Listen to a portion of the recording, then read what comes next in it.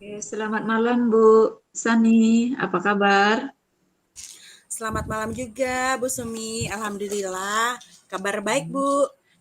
Kabar Ibu sendiri bagaimana? Ya lumayan Bu, sama-sama. Kita keadaan ini sih walaupun cuacanya kurang bagus ya, cuma syukurlah kita sama-sama masih bisa menjaga kesehatan dengan baik. Jadi malam ini eh, Ibu mau ngomongin apa nih dengan saya? Mohon maaf Bu, sebelumnya mengganggu waktu Ibu malam ini. Nggak apa-apa. Begini Bu, salah satu murid saya di kelas 10A ada yang tidak bisa fokus ketika saya memberikan tugas. Jadi dia itu kayak troublemaker di kelas.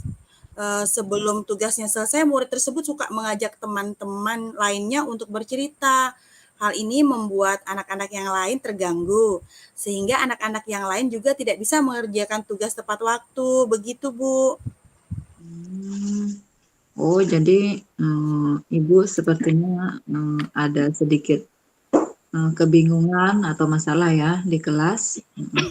Iya, Ada salah Bu. satu siswa Ibu yang lumayan jadi pengganggu begitu ya. Iya, Hmm. Bu. Nah, jadi dari sana kira-kira menurut Ibu kenapa anak itu bisa jadi begitu ya Bu ya? Eh, Sebenarnya di perbincangan ini saya ingin ada semacam solusi, Bu. Biar agar anak yang tidak fokus mengerjakan tugas tadi menjadi lebih fokus lagi dan tidak mengganggu teman-teman yang lainnya. Hmm. Bagaimana tuh, Bu? Oh, jadi Ibu sebenarnya tujuannya kita ngobrol ini pengen ada solusi ya Bu ya tentang Iya, Bu. kenapa anak itu eh, ada jadi troublemaker di kelompoknya dan juga Ibu pengen ada solusinya lah ya. Baik, Iya, Ibu. benar, Bu. Ya baik. Nah, menurut Ibu kira-kira ciri-ciri eh, seorang anak yang biar dia tidak jadi troublemaker itu apa sih, Bu?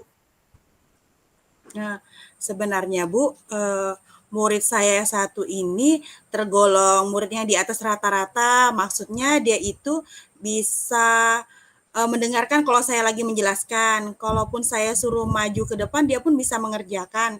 Namun Hmm. ketika diberikan tugas mandiri dia itu tidak fokus, suka menjairi teman-temannya dan teman-temannya diajak cerita sehingga teman yang lain pasti ikut menyahut mendengar ceritanya.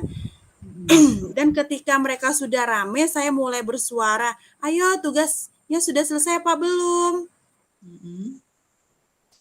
Oh, jadi sebenarnya anak ini dia sebenarnya punya ya kan, Bu, kelebihan bisa sebenarnya ngerjakan tugas tidak semua apa namanya hal yang dia lakukan misalnya mengganggu. Jadi dari hal itu apa langkah Ibu selanjutnya yang Hmm. ingin Ibu lakukan terhadap anak ini? Jadi Bu, ya benar apa yang Ibu bilang tuh. Jadi menurut saya eh, agar murid tersebut bisa berkonsentrasi penuh, saya ingin ini Bu mengintegrasikan pembelajaran sosial emosional serta menciptakan budaya positif yang ada di sekolah kami. Mm-mm. Begitu Bu. Jadi itu ya yang ada lagi Bu yang ingin Ibu lakukan selain mengintegrasikan pembelajaran dan budaya positif. Jadi, kalau menurut saya, kompetensi sosial emosional yang saya ingin terapkan itu, hanya 2 dulu, Bu, yaitu tentang kesadaran diri sama manajemen diri, itu, Bu. Terus, itu aja dulu, Bu, kalau budaya positifnya itu saya ingin ini, Bu, eee, menerapkan keyakinan kelas, dan Hmm. segitiga restitusi. Oh iya. Oh. tadi ada beberapa solusi yang Ibu ada dipikirkan dan yang dipikirkan Ibu ya untuk Iya. anak yang tadi mengganggu di kelas. Nah, ada apa namanya budaya positif, terus itu restitusi dan yang lainnya. Nah, dari beberapa hal saran dari Ibu tadi, kira-kira mungkin yang paling utama yang ingin Ibu lakukan yang pertama itu apa sih, Bu? Ya yang pasti yang paling utama yang saya ingin lakukan itu, tentang ini, Bu. Sebenarnya bisa sih, Bu, maksudnya waktunya kan tidak lama dalam, melaksanakan yang ingin saya terapkan itu bisa aja sekaligus secara bersamaan. Seperti kalau saya, sosial emosional itu kan yang saya mau terapkan itu adalah kesadaran kesadaran diri dan manajemen diri.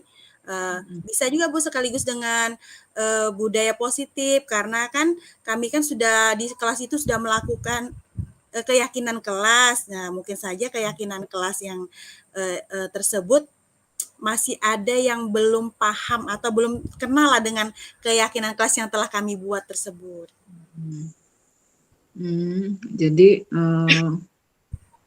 sebenarnya Ibu sudah sebenarnya dilaksanakan semua ya, sudah ada.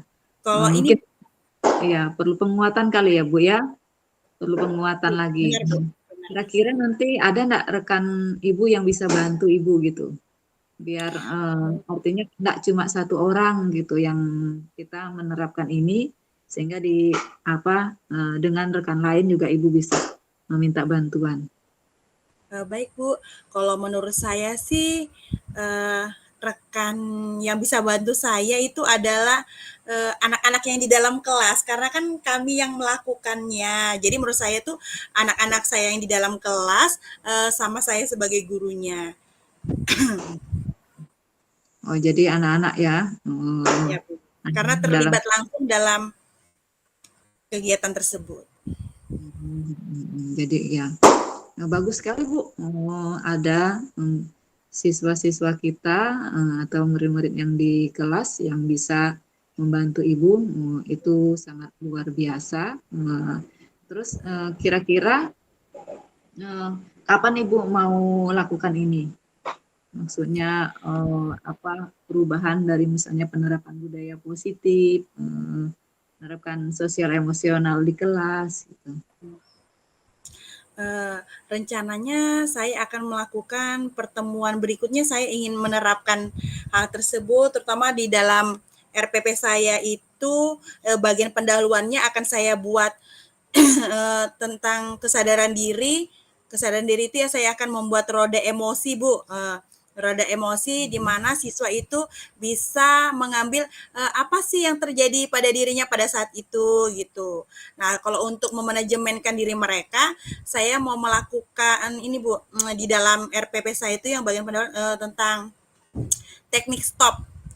Teknik stop itu ya mereka jeda sebentar, terus setelah itu saya ingin mereka bercerita, mengungkapkan perasaannya, keluh kesahnya pada saat mereka berada di dalam kelas. Bisa jadi kan mungkin di rumah mereka ada trouble apa sama orang tua dan dibawa sampai ke kelas.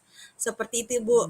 Terus kalau keyakinan kelas mungkin saya ingin merevisinya Bu gitu supaya bisa langsung tersentuh kepada anak-anak. Seperti itu Bu. Kira-kira ada tenggat waktu enggak yang mau Ibu lakukan dalam minggu ini atau minggu depan gitu, langkah-langkah apa yang akan Ibu lakukan awalnya dulu untuk menerapkan itu semua? Yang pasti kan Bu, karena kebetulan jam pelajaran saya itu bahasa Indonesia, jadi pelajaran bahasa Indonesia itu terdiri dari 4 jam, berarti dalam minggu ini sudah bisa saya laksanakan.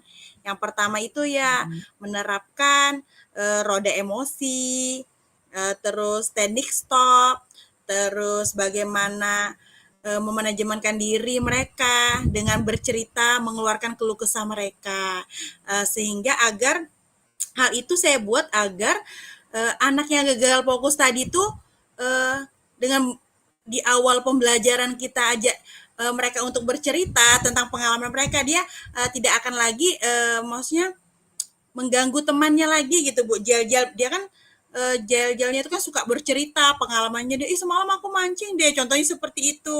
Nah, jadi dengan saya di awal pembelajaran menyuruh mereka satu-satu bercerita tentang apa yang terjadi sampai mereka masuk di kelas pagi ini, mungkin dengan hal seperti itu tidak lagi terjadi. Maksudnya mereka fokuslah sama pelajaran anak tersebut gitu Bu. Oh, jadi sebenarnya di sini sebenarnya Ibu sudah mengidentifikasi solusi ya mengenai anak yang tadi jadi troublemaker di kelas. Bagus sekali Bu, itu merupakan hal yang sangat luar biasa sekali, merupakan solusi yang bisa kita terapkan di dalam pembelajaran di kelas. Berhubung waktu kita tidak banyak Bu untuk coach ini, terima kasih Bu sudah ngobrol dengan saya, bercerita dengan saya sangat suka mendengar cerita Ibu, itu akan menjadi pembelajaran bagi saya. Saya sebenarnya yang berterima kasih Ibu karena sudah mendengarkan apa yang unek-unek ada di pikiran saya gitu. Nah, dengan saya bisa berbagi dengan Ibu, akhirnya beban yang ada di pikiran saya tuh sudah sedikit-sedikit sudah mulai mencair gitu, Bu. Terima kasih ya Bu Sumi atas kesempatannya untuk Oke, saya. sama-sama. Mungkin nanti lain kali setelah Ibu menerapkannya, kita coaching lagi ya Bu ya, biar Iya sih. berbagi pengalaman lagi, kita merefleksikan apa yang sudah kita laksanakan.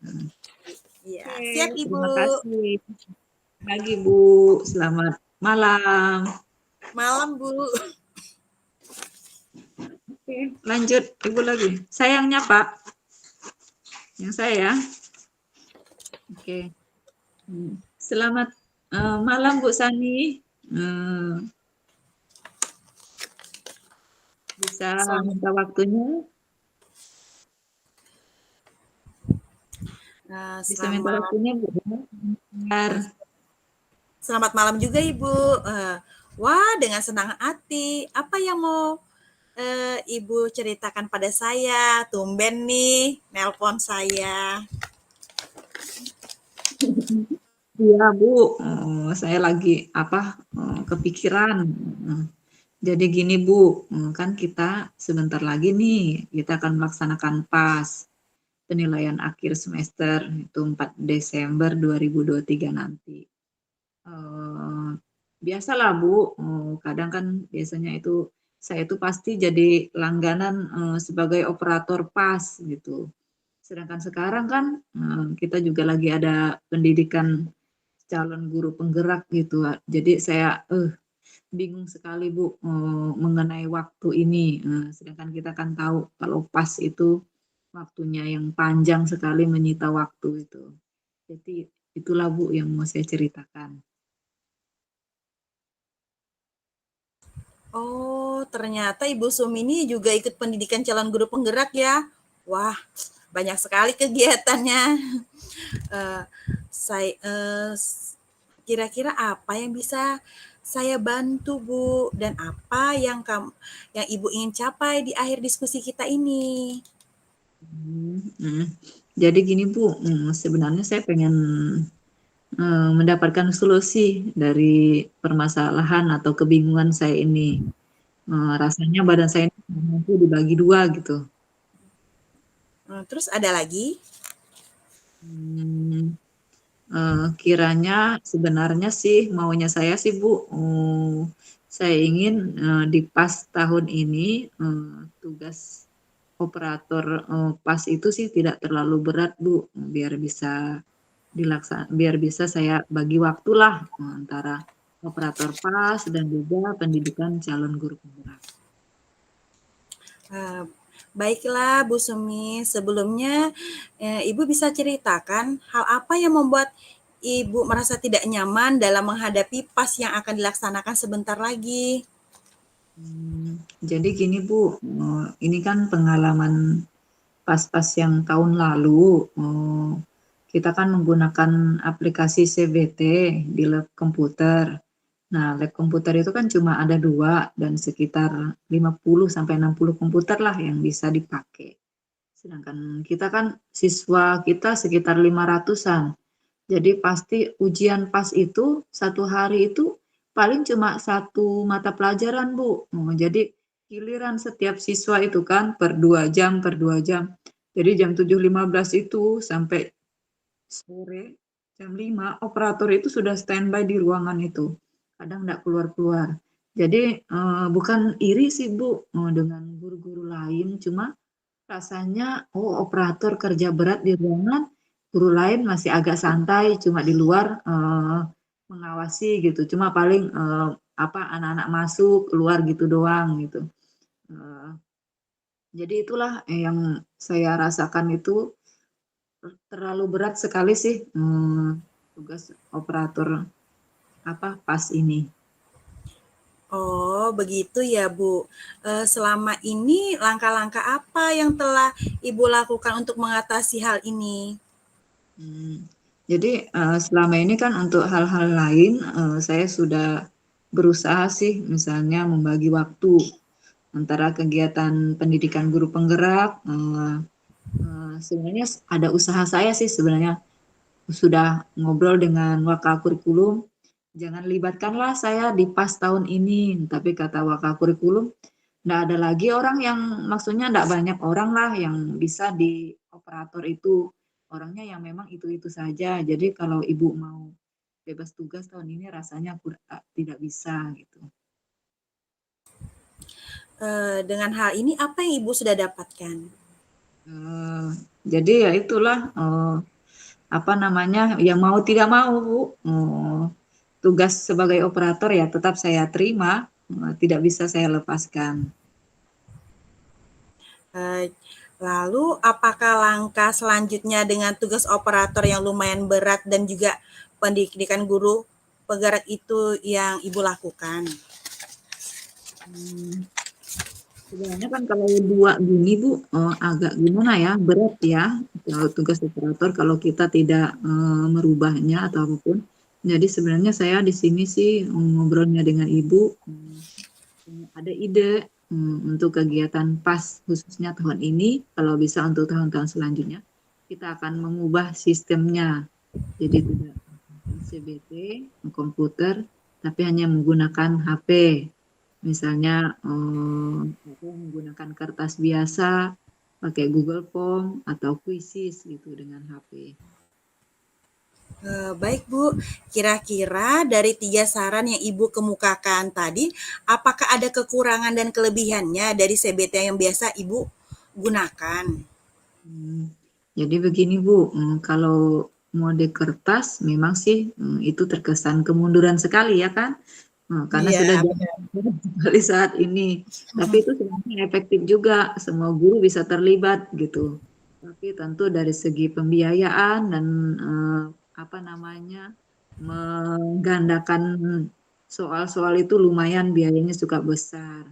Kalau Google Form saya rasa sih sebenarnya enak sih Bu, Google Form itu. Guru-guru juga sudah menggunakannya. Cuma yang saya temukan satu sih kekurangannya. Anak-anak itu bisa gampang nyontek. Iya, benar. Terus ada satu lagi yang saya temukan itu tentang kuisis. Nah, anak-anak sih nggak bisa nyontek ini karena dia kalau dia buka layar lain kuisisnya terkeluar. Cuma ini perlu pakai data yang besar atau maksudnya yang jaringan yang stabil. Rasanya dengan kondisi kita di KTT ini rasanya agak sulit juga sih diterapkan. Ya, terus menurut Ibu dari ketiga ide yang Ibu kemukakan itu mana yang terbaik? Jadi sebenarnya kan tiga ini punya kelebihan dan kekurangannya masing-masing ya kan Bu. Nah, dari kertas kah, dari CBT itu sendiri, atau Google Form, atau Quizzes. Tapi yang lebih ringan yang bisa digunakan untuk saat ini yang biar semua guru terlibat, saya sih pengen menyarankan tentang penggunaan Google Form, Bu. Baik, Ibu menyarankan guru-guru di sekolah Ibu menggunakan Google Form ya. Jadi apa rencana Ibu dalam mencapai tujuan tersebut kalau dengan Hmm. menggunakan Google Form? Jadi gini, saya yang pertama saya akan menyampaikan ide ini di forum rapat persiapan PAS nanti mengenai penggunaan Google Form ini dan memaparkan kekurangan dan kelebihannya, Bu. Tapi setelah mungkin di forum rapat semua guru mungkin setuju, baru saya mungkin terlebih dulu minta izin ke kepala sekolah apakah disetujui atau tidak kita menggunakan Google Form ini. Nah, kalau sudah nanti disetujui, baru kita sosialisasikan ke wali-wali kelas biar anak-anak itu menyiapkan HP dan pakai datanya. Jadi kita apa namanya pasnya di kelas masing-masing serentak, tapi mereka menggunakan HP. Gitu, Bu. Bagus Ibu, saya sangat suka rencana itu. Lalu komitmen apa yang Ibu lakukan untuk menjalankan rencana tersebut? Jadi kan besok pagi nih Bu ada rapat untuk persiapan PAS yang terakhir ini. Jadi disitulah saya akan menyampaikan ide ini.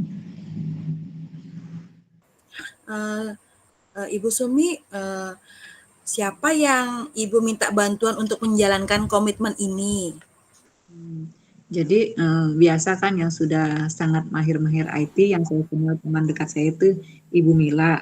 Jadi saya meminta dia untuk mengingatkan lah dan juga mengajak teman-teman lain biar setuju menggunakan Google Form ini. Nah, itu ide yang bagus, Ibu Sumi. Jadi kita bisa mengajak teman-teman, Ibu Sumi bisa mengajak teman-teman yang sudah istilahnya bisa diajak untuk melakukan tindakan persuasif lah kepada teman-teman yang lain ya. Yang paling sulit ini ya kalau berhubungan sama IT itu adalah guru-guru yang lebih tua ya, Bu Sumi ya. Karena mereka tuh walaupun sudah tuntutan zaman, tapi mereka itu gimana ya, tidak memungkinkan mereka masa bodoh, mereka tuh lebih senang dengan mencatat di buku besar gitu, apa yang mereka ulangan-ulangan seperti itu kan.